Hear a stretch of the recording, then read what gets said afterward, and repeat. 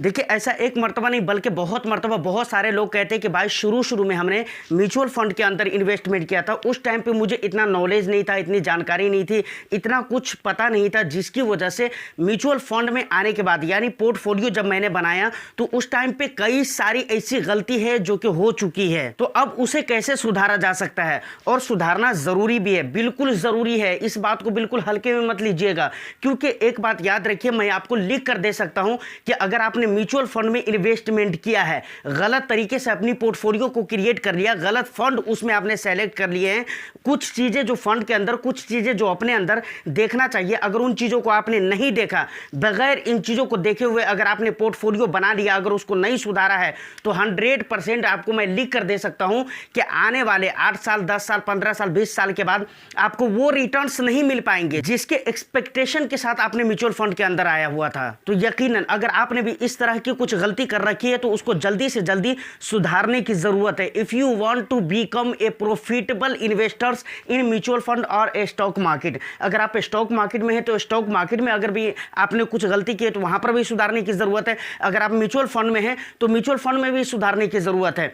तो इसके ऊपर ये वीडियो डिटेल्स में होने वाली है, तो वीडियो बहुत ही इंफॉर्मेटिव होने वाली है। सर एक लाइक जरूर कर दीजिए, शेयर कर दीजिए, चैनल को अगर अभी तक सब्सक्राइब नहीं किया है तो चैनल को भी जरूर सब्सक्राइब कर लीजिए। देखिए सबसे पहली चीज आपको अपनी पोर्टफोलियो में देखना चाहिए कि आपकी पोर्टफोलियो में कोई रेगुलर फंड तो नहीं है।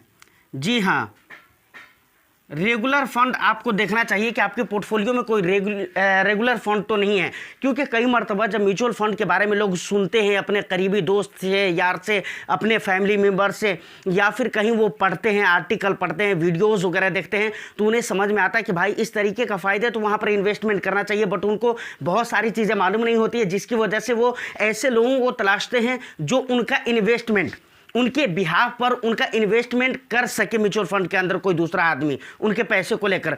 तो ऐसे में लोग फिनेंशियल एडवाइज़र को तलाश करते हैं जो उनका इन्वेस्टमेंट कर सके उनके बिहाफ पर। तो लोग क्या करते हैं, बैंक के ज़रिए इन्वेस्टमेंट करते हैं, कभी जाकर जो है ना डिस्ट्रीब्यूटर के ज़रिए इन्वेस्टमेंट करते हैं, कभी जाकर वो एजेंट के ज़रिए इन्वेस्टमेंट करते हैं। तो इसे हम क्या कहते हैं, रेगुलर प्लान कहते हैं। तो आपके पोर्टफोलियो में कोई रेगुलर प्लान तो नहीं है। देखिए सिंपल अगर कहा जाए रेगुलर कहते किसको है, तो आपने अगर किसी के जरिए म्यूचुअल फंड के अंदर इन्वेस्टमेंट करवाया है तो वो रेगुलर है, अगर आपने खुद से किया है तो वो डायरेक्ट है। तो फाइनली आपको देखना है कि कोई रेगुलर प्लान तो नहीं है। अब रेगुलर प्लान अगर आपके पोर्टफोलियो में है तो यहाँ पर फर्क क्या आते हैं, यहाँ पर परेशानी क्या आती है। सबसे पहली परेशानी तो ये आती है कि भाई इसके जो एक्सपेंस होते हैं ना, वो एक्सपेंस बहुत ही तगड़े होते हैं। मतलब आप ये समझ लीजिए, अगर डायरेक्ट प्लान का अगर एक्सपेंस है कितना, आप समझिए 1% है, तो रेगुलर प्लान के जो एक्सपेंस होंगे ना वो 1.5% होंगे, 1.50 होंगे या 2% होंगे। तो फ्यूचर में यानी आने वाला 8 साल 10 साल के बाद ये एक बहुत बड़ा डिफरेंस क्रिएट करता है। यहाँ पर अभी आपको सुनने में लग रहा है कि भाई 1.50% बढ़ गया तो क्या हो गया, या 2%, 1 की जगह 2 हो गया तो क्या हो गया, 1 ही परसेंट की तो बात है। लेकिन ये 1% आप जब कैलकुलेट करेंगे, जब आप सोच कर देखें कि 10 लाख रुपए अगर आपने इन्वेस्टमेंट किया है 10 सालों के लिए, अब वहां पर आपके जो प्रॉफिट होंगे उसमें जो 1% आप निकाल कर देखें तो कितना ज़्यादा हो जाता है। देखिए यहां पर मैं ये नहीं कहना चाहता हूं कि रेगुलर प्लान खराब होते हैं। जिनको जानकारी नहीं है, जिनको नॉलेज नहीं है, तो ऑफकोर्स उनको जाना चाहिए एजेंट के जरिए, डिस्ट्रीब्यूटर के जरिए, या किसी एडवाइज़र के जरिए, नो डाउट। बट अगर आपको बहुत सारी चीज़ें पता हो रखी है तो अब आप रेगुलर से डायरेक्ट में स्विच कर सकते हैं। और एक और भी इंटरेस्टिंग बात बताता हूं, देखिए एक्सपेंस जो इसके हार्ड होते हैं ना, कुछ पैसे कटकर वो एजेंट को जाता है, और आप ऐसा नहीं कि वो एक मर्तबा ही जाता है। आप जब मंथली तौर पे जब 10,000 की SIP अगर चल रही है, हर महीने जब आप SIP करते हैं तो हर महीने कुछ परसेंटेज कटकर एजेंट को जाते हैं। एक मर्तबा चला गया, बात कहानी खत्म हो गई, ऐसा नहीं है, हर बार जाएगा जब आप SIP करेंगे। अब चलिए अगर इसको आप सुधार लेते हैं, मैं मानता हूं कि इसको आपने सुधार लिया या इस तरह की गलती आपकी पोर्टफोलियो में थी ही नहीं, तो अब कुछ चीज़ें फंड के अंदर देखनी है और कुछ चीज़ें अपने अंदर देखनी है। सबसे पहली बात, अपने अंदर क्या देखना है, फंड के ऊपर क्या देखना है, फंड में क्या देखना है, इस पे हम आ रहे हैं। लेकिन सबसे पहली बात अपने अंदर क्या चीज़ देखनी है, तो सबसे पहले आपको ये देखनी है कि आपके पोर्टफोलियो में जितने भी फंड्स हैं, जो फंड्स हैं, देखिए क्या आपके रिस्क एपिटाइट के साथ वो मैच हो रहा है या नहीं हो रहा है। अगर आपके रिस्क के साथ वो मैच नहीं हो रहा है, आपके रिस्क प्रोफाइल के साथ मैच नहीं हो रहा है, तो फिर वहाँ पर आपको सोचने की ज़रूरत है। फिर आप उसको कोशिश करिए कि चेंज कर सके। नहीं तो अगर आपके रिस्क के साथ अगर कोई ऐसा फंड है, किसी ऐसी कैटेगरी का फंड है जो आपके रिस्क एपिटाइट के साथ मैच नहीं हो रहा है, तो ऐसे कंडीशन में अक्सर इन्वेस्टर्स क्या करते हैं, अगर आपने 10 साल के लिए इन्वेस्टमेंट किया है, 15 साल के लिए आपने इन्वेस्टमेंट किया है, तो उसे आप 2 ईयर्स के अंदर 2 ईयर्स के अंदर ही आप रिडीम करके बैठ जाएंगे। ऐसा बराबर देखने को मिलता है। तो ये भी आपको देखना बहुत ही ज़रूरी है। उसके बाद अब बात आती है कि भाई फंड के अंदर क्या देखना है। तो फंड के अंदर आपको क्या देखना चाहिए, ये बहुत ही ज़्यादा मेन है। अब यहाँ पर आपको ध्यान से देखने की ज़रूरत है और बहुत केयरफुली वीडियो को देखने की ज़रूरत है। सबसे पहली चीज़ जो फंड के अंदर देखने की ज़रूरत है वो है फंड का परफॉर्म।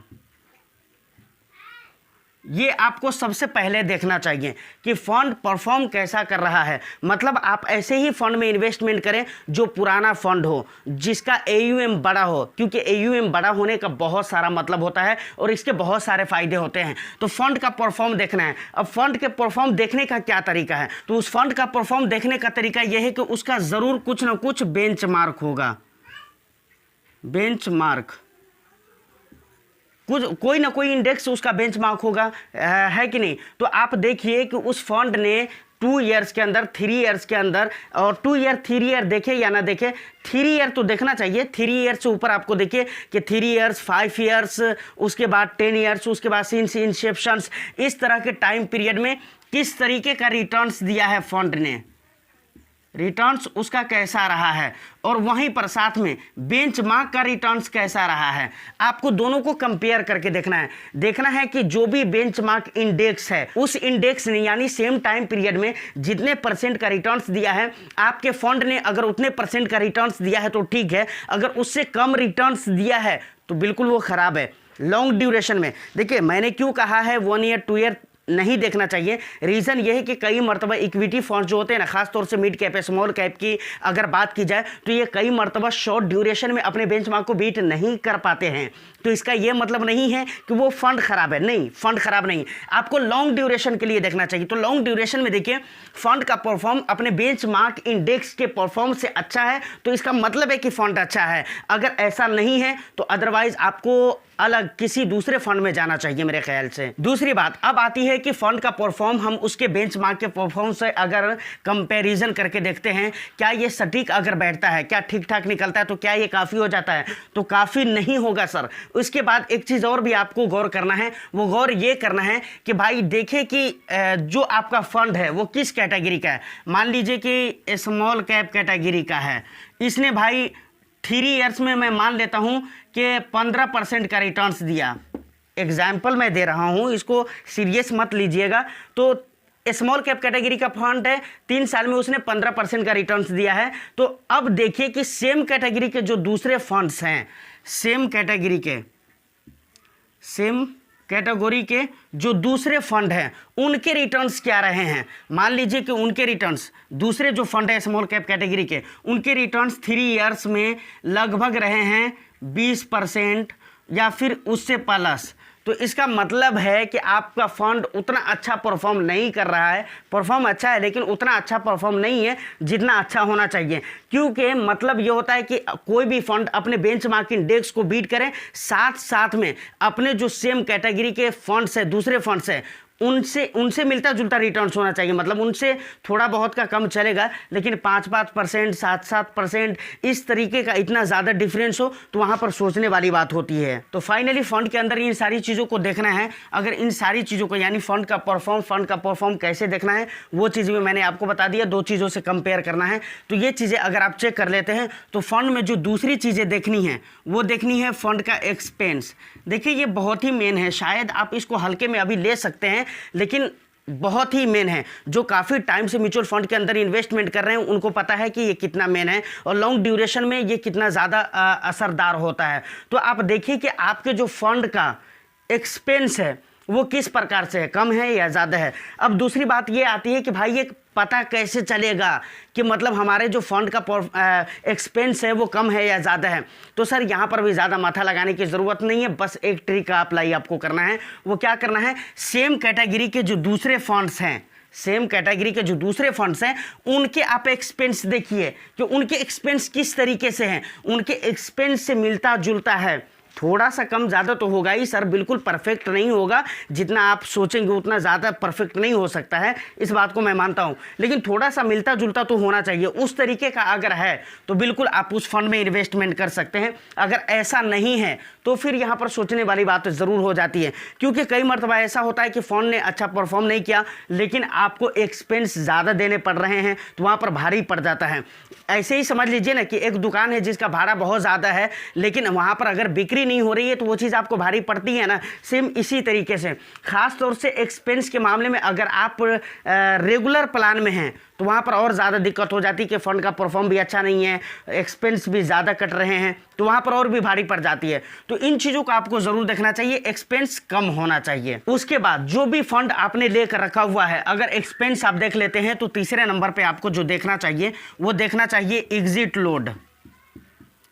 एग्जिट लोड आप ये देखिए कि भाई उसमें एग्जिट लोड कितना है और कितने दिनों के लिए है, समझ रहे कि नहीं। बहुत सारे फंड होते हैं जो साल भर के लिए, बहुत सारे इक्विटी में कई सारे ऐसे फंड्स मिलेंगे जो एग्जिट लोड साल भर का रखा हुआ है, 365 दिन का रखा हुआ है कि अगर आपने इन्वेस्टमेंट करने के 365 दिन या उससे अंदर आपने अपने फंड से पैसे को रिडीम किया तो भाई आपको 1% एग्जिट लोड देना पड़ेगा। तो ये ज़्यादा लंबा टाइम हो जाता है। मेरे ख्याल से जितना ये टाइम कम हो उतना बेहतर रहता है, समझ रहे कि नहीं। किसी में रहता है 15 दिन, किसी में 1 महीने, तो ऐसा भी सीन रहता है। ज़्यादातर 1 महीने रहते हैं, 15 दिन रहते हैं, यानी तो फिर साल भर रहते हैं। तो आप देखें कि वहाँ पर एग्जिट लोड कितना है। अगर बहुत ज़्यादा एग्जिट लोड है तो फिर वो फंड भी सही नहीं है। दूसरी बात ये है कि भाई कितने दिनों का एग्जिट लोड है, तो ये चीज़ आपको ज़रूर देखना चाहिए। एग्जिट लोड भी बहुत ज़्यादा मैटर करता है। उसके बाद अगर ये सारी चीज़ें क्लियर हो जाती है तो आपको देखना है कि आपकी पोर्टफोलियो में कोई ऐसा फंड तो नहीं है जो फंड्स ऑफ फंड्स हैं। अब ये थोड़ा समझने वाली बात है कि भाई फंड्स ऑफ फंड्स क्या होते हैं। चौथे नंबर पे आपको ये ध्यान देना है कि फंड्स ऑफ फंड्स आखिर ये होते क्या हैं। ये समझ लीजिए कि ये एक तरह की कैटेगरी होती है जिस कैटेगरी के कई सारे फंड्स हैं म्यूचुअल फंड के अंदर। तो एक्चुअली ये होता क्या है इसको समझ लीजिए। देखिए अगर कोई लार्ज कैप कैटेगरी का होता है, मिड कैप है, small cap, flexi cap, multi cap, multi asset allocation fund, उसके अलावा बहुत सारे कैटेगरी है। तो उन फंड में जब आप इन्वेस्टमेंट करते हैं, इक्विटी म्यूचुअल फंड की मैं बात कर रहा हूं, तो उनके पैसे कहां जाते हैं, उनके पैसे स्टॉक मार्केट में निवेश किए जाते हैं, उससे स्टॉक खरीदे जाते हैं फंड मैनेजर द्वारा। लेकिन फंड्स ऑफ फंड्स जो होते हैं ना वो अपने पैसे को स्टॉक मार्केट में नहीं लगाते हैं, स्टॉक मार्केट में नहीं लगाते हैं, बल्कि वो अपने पैसे से दूसरे म्यूचुअल फंड में लगाएगा, अपने पैसे को दूसरे म्यूचुअल फंड में लगाएगा। तो यहाँ पर आपके 2 तरीके से खर्चे बढ़ जाते हैं, एक्सपेंस बढ़ जाते हैं। वो कैसे, पहले आपने फंड 1 में लगाया, फंड 1 में आपने पैसे लगाया तो यहाँ पर आपके एक्सपेंस कटे। अब यहाँ से फंड मैनेजर फंड 2 में आपके पैसे निवेश करेंगे तो यहाँ पर भी आपके खर्चे बढ़ेंगे। तो इस तरीके से आपके खर्चे 2 मरतबा बढ़ जाते हैं। तो अगर आपके पोर्टफोलियो में फंड्स ऑफ फंड्स कैटेगरी के कोई फंड हैं तो यकीनन उसको हटा देना चाहिए, क्योंकि वहाँ पर आपको भला नहीं होने वाला है। अब लास्ट में जो बातें मैं बराबर करता हूँ, मैं चाहता हूँ कि वो बात भी बताना ज़रूरी है। अगर आप न्यू इन्वेस्टर्स हैं तो बिल्कुल इस तरह के फंड में नहीं आना चाहिए। वो कौन सा फंड है आपको पता है?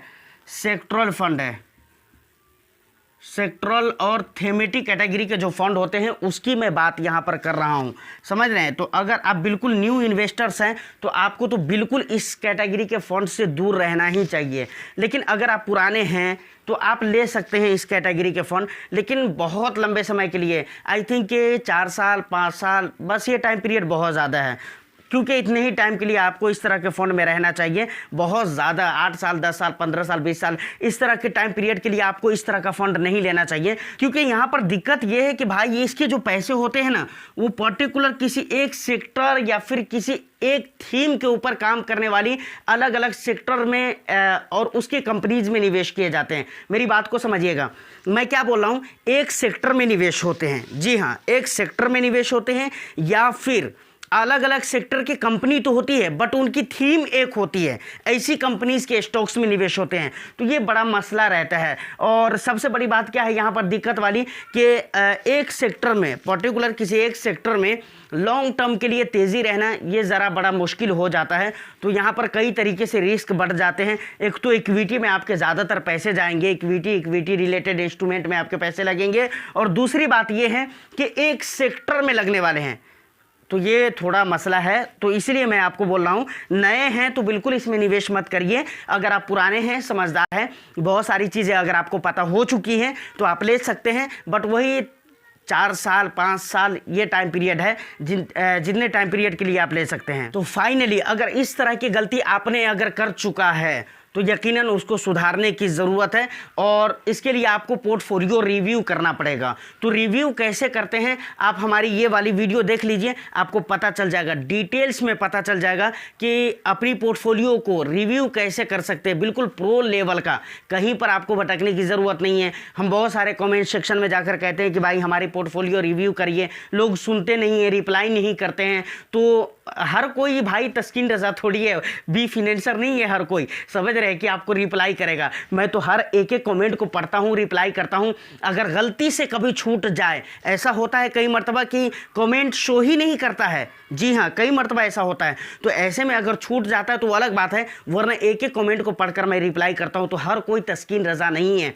तो सर खुद से आप पोर्टफोलियो रिव्यू करना सीखिए। आप हमारी ये वाली वीडियो ज़रूर देखिए, आपको ज़रूर पता चल जाएगा। और इस वीडियो से काफ़ी सारी बातें यहाँ पर मिलती जुलती हुई आपको मालूम पड़ने वाली है। तो घबराने की ज़रूरत नहीं है, वीडियो बहुत ही इन्फॉर्मेटिव है, थोड़ा लॉन्ग ज़रूर है, लेकिन देखिएगा नॉलेज भरपूर आपको मिलेगा। उम्मीद करता हूँ कि ये वीडियो आपके लिए यूज़फुल रही हो। तो एक लाइक करके ज़रूर शेयर कर दीजिए अपने फैमिली फ्रेंड्स वगैरह के साथ। और चैनल को सर अगर अभी तक आपने सब्सक्राइब नहीं किया है तो चैनल को भी ज़रूर सब्सक्राइब कर लें, क्योंकि बहुत मेहनत लगती है इस तरह के कंटेंट बनाने के लिए, इसको रिसर्च करने के लिए। तो ज़रूर सब्सक्राइब कर लीजिए, शेयर कर दीजिए। मैं फिर मिलता हूँ किसी नेक्स्ट एंड इंटरेस्टिंग वीडियो में। जब तक के लिए all the best. Thank you for watching.